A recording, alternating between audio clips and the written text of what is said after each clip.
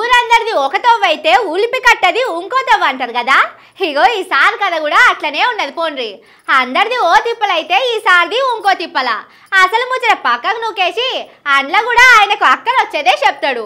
ఈసారితోని పరేషానే ఉన్నది పోరి. సినిమాలో రజనీకాంత్ లెక్క రాజకీయాల్లో బండి సారు రూటే సపరేటు. అందరూ నడిచిన తొవ్వలో నడవడు సారు, కొత్త తొవ్వ తయారు చేస్తాడు. ఊరంతా వరదల కొట్టకపోయినా సారు చెప్పాలనుకున్నదే చెప్తాడు. అంత మంచిదే గాని ఇప్పుడేమన్నాడని చూస్తున్నారా? ఇప్పుడు మాది ఏం వస్తట్లేదు, కొట్టుకున్నారట కదా. ఇప్పుడు టీవీలో అదే పడతారు, కొట్టుకోవడానికి పడతారు. అది అంటే బీఆర్ఎస్ వాళ్ళు కాంగ్రెస్ వాళ్ళు ఇష్యూ డైవర్ట్ చేయడానికి ఇదో కొత్త డ్రామా. ఇప్పుడు మేము మీడియా అంతా కూడా ఇప్పుడు మేము మాట్లాడేది పడతారు, అంతా ఇద్దరు కొట్టుకునేది పడతారు అన్నట్టు ముచ్చట.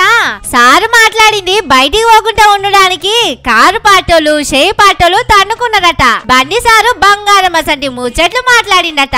అవి బయటికి పోతే ఎక్కడ జనాలు తెలివికొస్తారోనని కారోళ్ళు చెయ్యోళ్ళు మిలాకై తన్నుకున్నారట.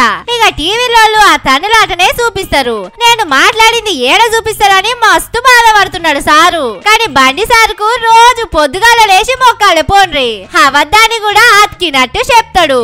అధికారులకు బోడగుండుకు లింక్ పెడతాడని కారు పాటోళ్ళు చేయి పాటోళ్ళు గరమైతున్నారు. వీళ్ళ లొల్లి నిన్నటి సంధి నడుస్తున్నది. ఇవాళ పొద్దుగాల పెద్దగా అయింది, తన్నుకునేదాకా పోయింది. ఇదంతా అయిపోయినాక బండి సారు మీడియాతోని మాట్లాడిండు. నేను మాట్లాడింది పబ్లిక్ లకు పోవద్దనే కొట్లాడుతున్నారని అంటున్నాడు. బద్నా మొత్తం రెండు పార్టీల మీదకే నూకేస్తున్నాడు.